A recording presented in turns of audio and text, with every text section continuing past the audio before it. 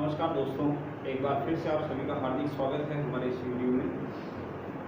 आज हम पढ़ने वाले हैं रासायनिक उर्वरकों के बारे में डिटेल से जानकारी, और उसमें जो सबसे पहला और सबसे इम्पोर्टेंट उर्वरक है वो है यूरिया। तो आज हम डिटेल से पढ़ने वाले हैं यूरिया के बारे में।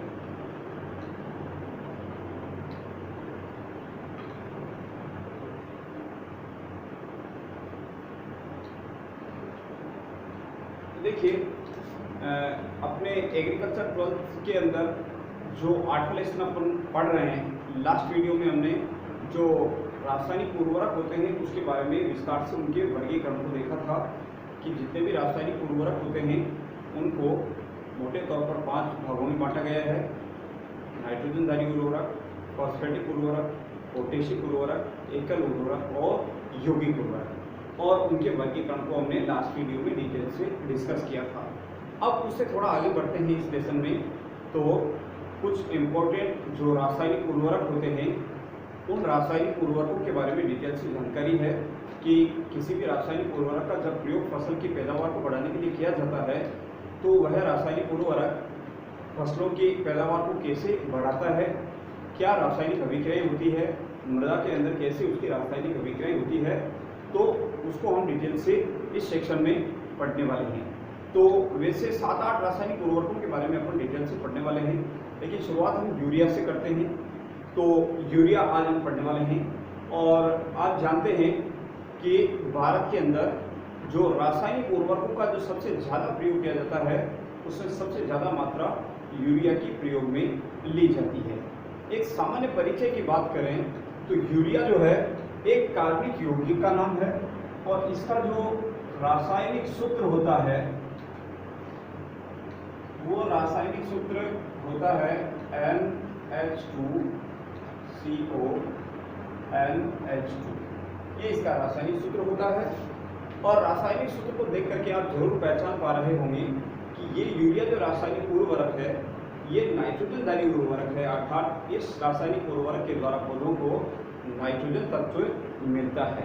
और उसमें भी नाइट्रोजनधारी उर्वरकों के जो अलग अलग भाग बनाए हैं उसमें ये एमाइड उर्वरक श्रेणी का रासायनिक उर्वरक माना जाता है, क्योंकि इसमें जो क्रियात्मक समूह होता है वो होता है एमाइड, CONH2, इसको बोला जाता है एमाइड। तो ये नाइट्रोजनधारी उर्वरकों में एमाइड श्रेणी का रासायनिक उर्वरक होता है। अब हम एक एक करके इसके डिटेल से इसके टॉपिक को डिस्कस करेंगे। इसमें सबसे पहले अपन इसके जैसे संगठन क्या है उसके बारे में बात करते हैं। तो यूरिया का जो संगठन है वो कैसा होता है, यदि हम उसको एक एक करके समझना चाहें तो यूरिया में जो नमी की मात्रा होती है, नमी की प्रतिशतता, वो ध्यान रखें अधिकतम हो सकती है 1.0%। इसका मतलब जितनी मात्रा में यूरिया है उसमें से ज़्यादा 1% मात्रा उसमें नमी की हो सकती है। 1% से ज़्यादा नहीं होनी चाहिए, नहीं तो वो फसलों के लिए ज़्यादा लाभदायक नहीं होगी। और उसके बाद संगठन में दूसरा पॉइंट यदि हम देखें तो इसमें नाइट्रोजन प्रतिशतता की बात करें तो यूरिया में नाइट्रोजन की प्रतिशतता न्यूनतम होती है 46%। कम से कम 46% मात्रा जो है वो होनी चाहिए यूरिया उर्वरक में। और इसके अलावा यदि इसमें देखा जाए तो एक और संगठन के अंदर इसमें बाईयूरेट नाम का यौगिक भी हो सकता है, बाईयूरेट। और बाईयूरेट की जो मात्रा है कि अधिकतम मात्रा, अधिकतम प्रतिशतता कह सकते हैं, वो होती है 1.5%। जो रासायनिक यूरिया जो रासायनिक उर्वरक है इसमें थोड़ी बहुत मात्रा बाईयूरेट नामक यौगिक की होती है। बाईयूरेट क्या होता है उसके बारे में हम डिटेल से इसके अंदर आगे वाले पॉइंट में डिटेल से हम उसको पढ़ेंगे। तो यूरिया के अंदर बाईयूरेट की मात्रा ज़्यादा से ज़्यादा 1.5% हो सकती है, इससे ज़्यादा नहीं होनी चाहिए। यदि बाईयूरेट की मात्रा 1.5% से ज़्यादा होती है तो वह फसलों के लिए बहुत ज़्यादा विषैला प्रभाव छोड़ती है और फसलों के लिए ज़्यादा घातक होती है। तो रासायनिक संगठन के अंदर ये कुछ पॉइंट होते हैं जो यूरिया में पाए जाते हैं। अब उसके बाद आगे बढ़ते हैं कि यूरिया के क्या क्या गुणधर्म होते हैं।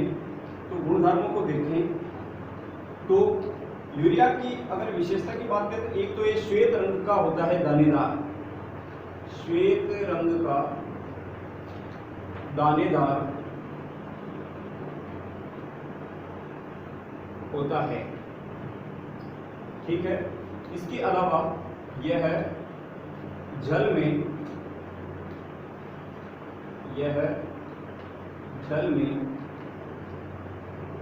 अत्यधिक घुलनशील होता है।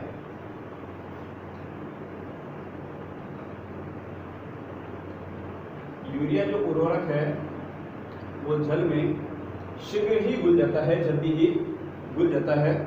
और इसके अलावा यूरिया की एक और विशेषता है कि ये नमी को अवशोषित करता है, नमी को अवशोषित करता है। इससे क्या सिद्ध होता है कि जो यूरिया है वो रासायनिक उर्वरक ऐसे बैग में भर करके रखा जाता है जिससे वायुमंडलीय नमी जो है वो सीधे यूरिया के संपर्क में ना रहे, क्योंकि यदि यूरिया के संपर्क में नमी होगी, वायुमंडलीय नमी, तो ऐसी स्थिति में उस नमी के कारण यूरिया जल्दी खराब हो सकता है, वायुमंडलीय नमी को अवशोषित करके अपघटित हो सकता है। तो कुछ विशेषताओं के तौर पर कुछ गुणधर्म जो मुख्य तौर पर है वो यही है कि ये श्वेत रंग का ठोस पदार्थ होता है, दानेदार रूप में बाजार में मिलता है और आजकल इसका पाउडर भी जो है वो बाजार में अवेलेबल होता है। तो ये इसके कुछ गुणधर्म होते हैं। अब हम थोड़ा सा इससे आगे बढ़ते हैं कि जो यूरिया है उसका जब प्रयोग किया जाता है तो ऐसी स्थिति में ये मृदा के अंदर की कैसी कैसी रासायनिक अभिक्रियाएं करता है। रासायनिक अभिक्रियाओं के बारे में अब हम पढ़ने वाले हैं।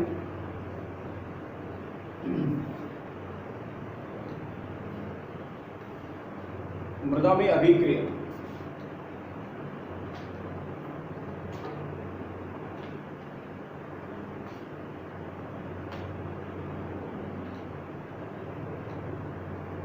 तो देखिए जब यूरिया का प्रयोग किया जाता है तो ऐसी स्थिति में यूरिया मृदा की नमी के अंदर घुलनशील हो जाता है, घुल जाता है और घुलने के पश्चात सबसे पहले यूरिया जल में घुल करके अमोनियम कार्बोनेट में परिवर्तित होता है।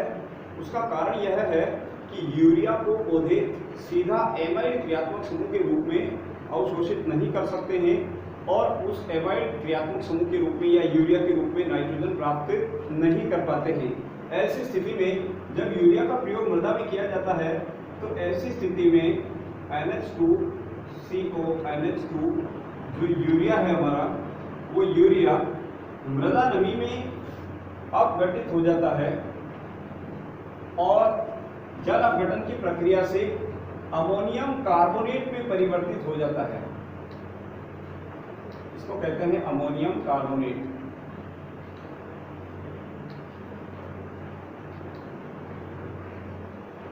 और ये अमोनियम कार्बोनेट अपघटित होकर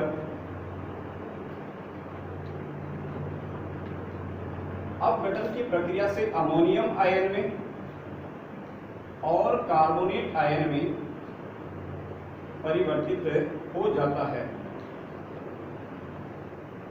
अमोनियम आयन। और यहां पर ध्यान देने वाली बात यह है कि अमोनियम कार्बोनेट के अपघटन से जो अमोनियम आयन बनता है, कुछ फसलें इस अमोनियम आयन को मृदा जल से सीधा ही ग्रहण कर लेती है। जैसे गेहूं की जो फसल होती है वो नाइट्रोजन को अमोनियम आयन के रूप में सीधा ग्रहण करने में सक्षम होती है, सीधा अमोनियम आयन के रूप में उसको ग्रहण कर लेती है। जबकि अधिकांश जो पौधे होते हैं वो नाइट्रोजन को अमोनियम आयन के रूप में ग्रहण नहीं कर पाते हैं, बल्कि नाइट्रेट आयन के रूप में ग्रहण करते हैं। इसीलिए जो मृदा में अमोनियम आयन मुक्त होता है इस जल अपघटन की प्रक्रिया से, वो अमोनियम आयन मृदा में पाए जाने वाले सूक्ष्म जीवों की सहायता से अमोनियम आयन से नाइट्राइट आयन और उससे आगे ऑक्सीकरण से नाइट्रेट आयन में परिवर्तित होते हैं। तो यहाँ पर अमोनियम आयन नाइट्रेट आयन में कैसे परिवर्तित होता है उसकी रासायनिक अभिक्रिया को हम समझ सकते हैं। जो इस अभिक्रिया से अमोनियम आयन प्राप्त हो रहा है वो अमोनियम आयन ऑक्सीकृत होकर नाइट्राइट आयन में और जल में अपघटित होता है और साथ ही साथ नवजात हाइड्रोजन मुक्त करता है।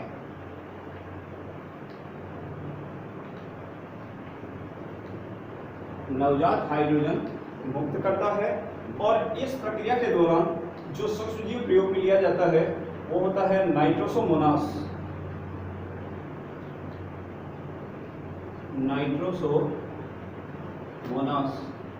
यह सूक्ष्मजीव मृदा में पाया जाता है और इस सूक्ष्मजीव की सहायता से ही अमोनियम आयन वायुमंडलीय ऑक्सीजन की सहायता से नाइट्राइट आयन में परिवर्तित होता है। ये नाइट्राइट आयन है, नाइट्राइट आयन, और यही नाइट्राइट आयन और आगे अभिक्रिया करता है और ज्यादा ऑक्सीकृत होकर कन्वर्ट हो जाता है नाइट्रेट आयन में NO3-, और ये प्रक्रिया होती है नाइट्रोबैक्टर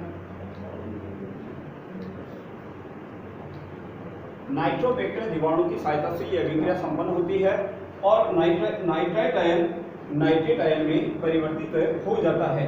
और ये जो नाइट्रेट आयन है इस नाइट्रेट आयन को पौधे सीधा ग्रहण कर सकते हैं और इसी नाइट्रेट आयन के माध्यम से पौधे नाइट्रोजन की पूर्ति करते हैं। तो ये रासायनिक अभिक्रिया यूरिया की मृदा के अंदर होती है। शॉर्ट में यदि हम समझना चाहें तो यूँ समझ सकते हैं कि जो यूरिया है वो जल अपघटन से पहले अमोनियम कार्बोनेट में परिवर्तित होता है और जो अमोनियम कार्बोनेट है वो आयनित होकर अमोनियम आयन का निर्माण करता है और वही अमोनियम आयन जो है वो ऑक्सीकरण की प्रक्रिया के माध्यम से नाइट्रोसोमोनास और नाइट्रोबैक्टर जैसे जीवाणुओं की सहायता से नाइट्राइट और नाइट्रेट आयन में परिवर्तित होता है और नाइट्रेट आयन से ही पौधे नाइट्रोजन को ग्रहण कर पाते हैं। तो ये कुछ इंपॉर्टेंट रिएक्शंस होती है जो मृदा में होती है। अब यहाँ पर एक और इम्पोर्टेंट बात आपको ध्यान में रखनी है और वो यही याद रखनी है कि इस सारी प्रक्रिया के दौरान 4 परमाणु हाइड्रोजन के मुक्त होते हैं जिसे नवजात हाइड्रोजन कहा जाता है। यहाँ नवजात शब्द का मतलब है कि रासायनिक अभिक्रिया से हाइड्रोजन गैस अवस्था में या हाइड्रोजन के अणु के रूप में मुक्त नहीं होती है बल्कि 4 परमाणु हाइड्रोजन के मुक्त होते हैं। इसी को नवजात हाइड्रोजन कहा जाता है और ये नवजात हाइड्रोजन फसलों के लिए या यूं कह सकते हैं मृदा के लिए नुकसानदायक होती है। यदि यूरिया उर्वरक का प्रयोग लगातार कई वर्षों तक मृदा में किया जाता है ऐसी स्थिति में इस अभिक्रिया के माध्यम से जो नवजात हाइड्रोजन मुक्त होती है यही नवजात हाइड्रोजन मृदा को धीरे धीरे अम्लीय बनाती जाती है और ये जो नवजात हाइड्रोजन है वो मृदा के कणों पर उपस्थित जो कैल्शियम आयन होते हैं उनको प्रतिस्थापित करते हुए उनकी स्थान पर जगह ग्रहण कर लेती है जिसके कारण मृदा के कणों पर H+ आयन स्थानांतरित होने के कारण उसकी pH का मान मृदा का घटता जाता है और मृदा धीरे धीरे अम्लीय बनती जाती है। तो ये अभिक्रिया होती है रासायनिक अभिक्रिया के तौर पर मृदा में। अब हम थोड़ा सा इससे आगे वाले बिंदु की ओर बढ़ते हैं और आगे वाला पॉइंट अभी थोड़ी देर पहले मैंने आपको बताया कि जो बायूरेट होता है यूरिया में उसकी अधिकतम मात्रा 1.5% हो सकती है। इससे ज्यादा होने पर वो फसलों के लिए हानिकारक होता है। तो अब हम आगे वाला बिंदु देखें बायूरेट।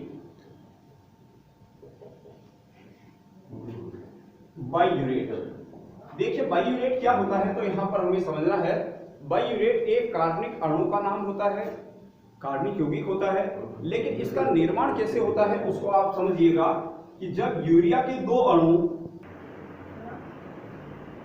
तो यहाँ पर जो बायूरेट है उसका निर्माण कैसे होता है उसको अपन देखें।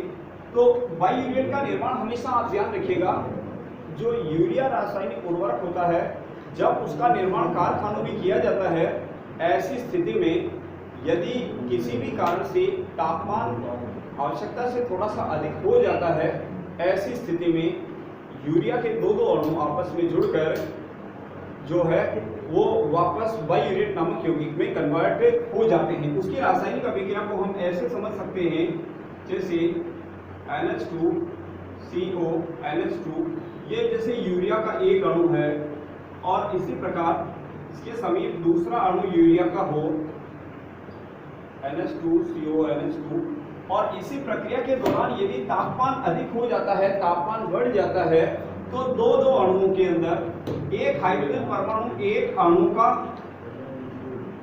और दूसरे अणु का NH2 समूह आपस में टूटकर अमोनिया गैस के रूप में पृथक हो जाता है और बचा हुआ शेष भाग आपस में जुड़ जाता है और अमोनिया गैस मुक्त होती है। ये अमोनिया गैस, और ये बनने वाला जो यौगिक है इसी को कहा जाता है बाईयूरेट। और ध्यान रखिएगा, ये बाईयूरेट नाम का जो यौगिक है ये फसलों के लिए और मृदा के लिए घातक होता है, विषैला प्रभाव छोड़ता है। इसीलिए कभी भी जो यूरिया प्रयोग में लिया जाता है फसलों के अंदर, उसमें बाईयूरेट की मात्रा अधिकतम हो सकती है 1.5%, इससे ज़्यादा नहीं होना चाहिए। यदि इससे ज़्यादा है तो वो फसलों के लिए विषैला प्रभाव छोड़ता है, हानिकारक होता है। तो ये बाईयूरेट के बारे में वर्णन है। इसके बाद यूरिया उर्वरक का जो सबसे लास्ट पॉइंट हम पढ़ने वाले हैं वो है फसलों पर प्रभाव, कि जो यूरिया है जब उसका प्रयोग किया जाएगा तो वो फसलों में उत्पादकता को कैसे बढ़ाएगा या उसका प्रयोग कैसे किया जा सकता है, उसके बारे में हम डिस्कस कर सकते हैं। तो हमारा यूरिया का अंतिम पॉइंट है फसलों पर प्रभाव। फसलों पर प्रभाव, तो ध्यान रखिएगा फसलों पर इसका क्या प्रभाव पड़ता है। तो एक तो जो यूरिया उर्वरक है उसका प्रयोग खड़ी फसलों पर भी किया जा सकता है। कहने का तात्पर्य है जब फसल की बुआई हो जाती है और फसल जो है कुछ बड़ी हो जाती है, ऐसी अवस्था में भी इसका प्रयोग छिड़काव विधि से किया जा सकता है।